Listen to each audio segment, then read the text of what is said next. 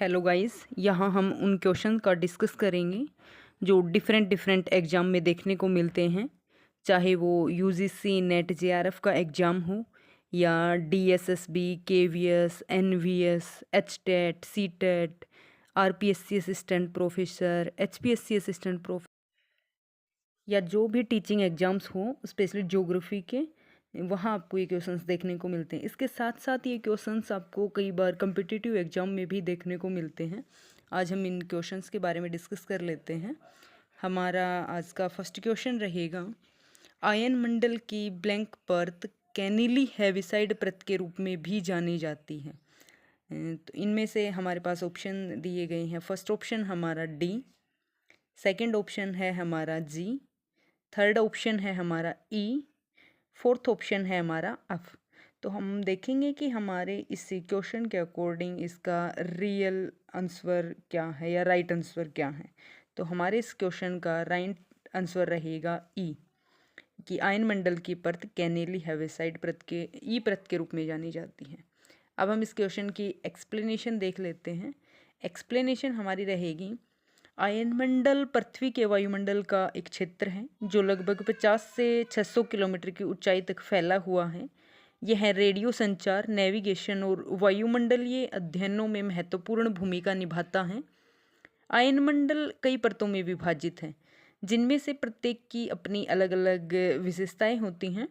अब हम विशेषकर कैनेली हेविसाइड लेयर के बारे में जान लेते हैं। कैनेली हेविसाइड परत, जिसे ई परत के नाम से भी जाना जाता है, आयनमंडल के भीतर एक विशिष्ट क्षेत्र है। यह लगभग 100 से 120 किलोमीटर की ऊंचाई तक फैला हुआ है। इस परत का नाम आर्थर ई कैनेली और ओलिवर हेविसाइड के नाम पर रखा गया है, जिन्होंने 20वीं सदी की शुरुआत में स्वतंत्र रूप से इसके अस्तित्व की भविष्यवाणी की थी या इसकी खोज की थी। अब इसके साथ ही हम अपने सेकंड क्वेश्चन के बारे में डिस्कस कर लेते हैं। हमारा आज का सेकंड क्वेश्चन रहेगा, क्वेश्चन है, गुटेनबर्ग असंतता निम्नलिखित में पाई जाती है। अर्थात जो गुटेनबर्ग डिसकंटिन्यूटी है वो किस लेयर में पाई जाती है। वो क्रस्ट में मिलती है, कोर में मिलती है, मेंटल में मिलती है, किस में मिलती है। अब हम देखेंगे। हमारा फर्स्ट ऑप्शन है क्रस्ट और मेंटल, सेकंड ऑप्शन है मेंटल और कोर, थर्ड है ऊपरी कोर और निचला कोर, फोर्थ ऑप्शन है अपना ऊपरी मेंटल और निचला मेंटल।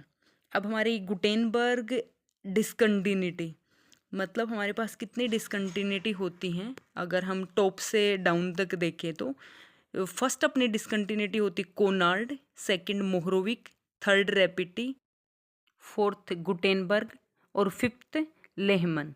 हमारे पास बेसिकली 5 डिसकंटिन्यूटी देखने को मिलती हैं। इनमें से हमारा क्वेश्चन है गुटेनबर्ग डिसकंटिन्यूटी से रिलेटेड, ये किस लेयर के अंदर रहेगी। गुटेनबर्ग डिसकंटिन्यूटी हमारी लेयर में रहेगी मेंटल और कोर के अंदर। अब हम इस क्वेश्चन का एक्सप्लेनेशन देख लेते हैं।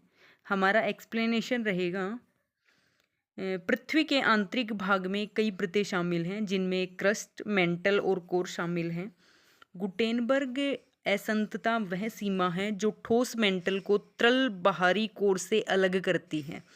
जर्मन भूकंप विज्ञानी बेनो गुटेनबर्ग के नाम पर, जिन्होंने 1914 में इसकी पहचान की थी, यह असंतता पृथ्वी की सतह से लगभग 2900 किलोमीटर या 1800 मील की गहराई पर स्थित है और इसकी मोटाई लगभग 50 किलोमीटर 30 मील है।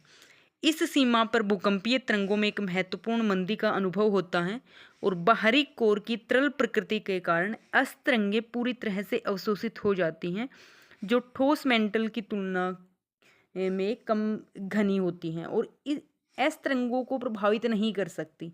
इसके अलावा क्रस्ट और मेंटल को मोहरोविक असंतता द्वारा अलग किया जाता है, जबकि ऊपरी और निचले मेंटल को रेपिटी असंतता द्वारा विभाजित किया जाता है और ऊपरी और निचले कोर को विचर्ट लेहमन असंतता द्वारा अलग किया जाता है।